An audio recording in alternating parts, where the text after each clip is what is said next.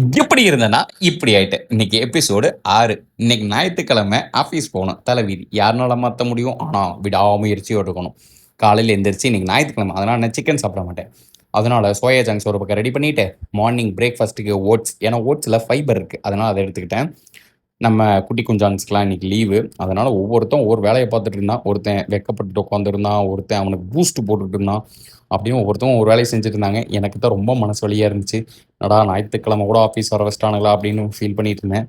சரி ஃபீல் பண்ணியிருந்தேன் என்ன பண்றது? போய் டக்குன்னு கிளம்புவோம்னு சொல்லிட்டு, குளிச்சுட்டு, சூரிய நமஸ்காரத்த பண்ணிட்டு, இந்த ஓட்ஸ சும்மா சாப்பிடறக்கு ஒரு மாரி இருந்துச்சு. சரி அதில கொஞ்சம் புரதத்த ஆட் பண்ணுவோம்னு சொல்லிட்டு, வாங்கி வச்சிருந்த வே புரோட்டீன்ல ஒரு ஸ்கூப்ப போட்டு கலக்கி அடிச்சேன். பட் சீரியஸா வந்து இந்த ஃப்ளேவர நான் டேஸ்ட் பண்ணது கிடையாதா? எப்படி இருக்கும்னு நெனச்சேன். பட் நல்லா தான் இருந்துச்சு.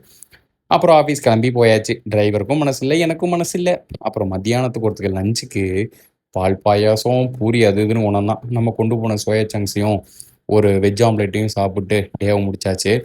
இன்னைக்கு இந்த குட்டி குஞ்சா வந்திருக்கான் பார்த்தீங்களா? இவனுக்கு ஏதாவது பேரு வைக்கணும்னு நானும் கேட்டுக்கிட்டே இருக்கேன். யாரும் வைக்க மாட்டேங்கிறீங்க. நானே வச்சுட்டேன். பாஸ்கரு.